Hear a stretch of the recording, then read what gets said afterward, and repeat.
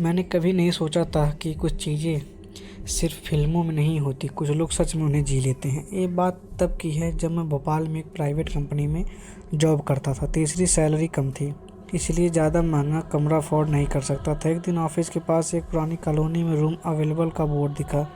अंदर गया तो एक अधेड़ उम्र की आंटी मिली। उन्होंने कमरा दिखाया, छोटा सा पुराना लेकिन सस्ता। बस एक बात उन्होंने अजीब कही, रात को 12 बजे के बाद आईना मत देखना। मैं हंस पड़ा, सोचा पुराने लोग हैं, अंधविश्वास होगा।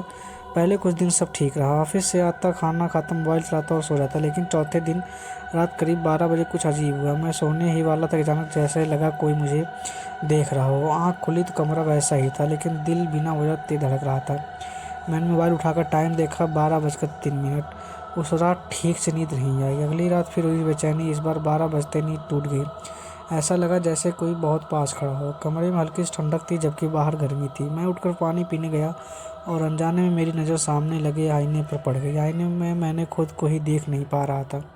मतलब दिख तो रहा था, लेकिन जैसे किसी और की परछाई मुझ पर चिपकी हो। मैंने झपक कर दोबारा देखा, सब नॉर्मल। मैंने खुद को समझाया कि थकान हो गई, लेकिन असली शुरुआत इसके बाद हुई। अब रोज़ रात 12:07 पर मेरी नींद खुलने लगी, बिल्कुल रोज़, बिना अलार्म, बिना आवाज़, और हर बार वही एहसास, कमरे में कोई और है। एक रात हिम्मत करके मैं जागता रहा, लाइट बंद, बस मोबाइल की हल्की रोशनी। टाइम देखा, 12:06, 12:07, 12:08। और तभी पीछे से बहुत हल्की आवाज़ आई, तुम भी मुझे देखने लगे हो। मेरे पूरे शरीर में झटका लगा। मैं अकेला था। मैं धीरे धीरे पलटा, कमरे में कोई नहीं, लेकिन आईने में एक लड़की खड़ी थी। सफ़ेद सूट, खुले बाल, गर्दन में थोड़ी टेढ़ी, आंखें नीचे झुकी हुई, और मेरी तरफ नहीं, मेरी परछाई की तरफ देख रही थी। मैं पलट कर पीछे देखा, कोई नहीं। फिर आईने में देखा, वो अभी भी थी। मैं डर की मारी वहीं बैठ गया, आँख झपकी और वो गायब। उस रात मैं सोया नहीं।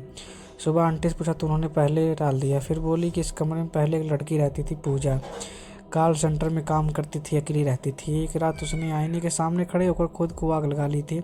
मरने से पहले वो घंटों आईने में खुद से बात करती थी। लोग कहते थे वो किसी और से बात कर रही होती थी। मैंने उसी दिन कमरा छोड़ने का फैसला कर लिया, लेकिन कहानी ख़त्म नहीं हुई। नया कमरा, नई जगह, सब ठीक, लेकिन अब भी रात 12:07 पर मेरी नींद खुल जाती है। और कभी कभी जब मोबाइल स्क्रीन बंद होती है, उसकी काली स्क्रीन में मुझे अपनी परछाई के पीछे किसी और का चेहरा दिखता है।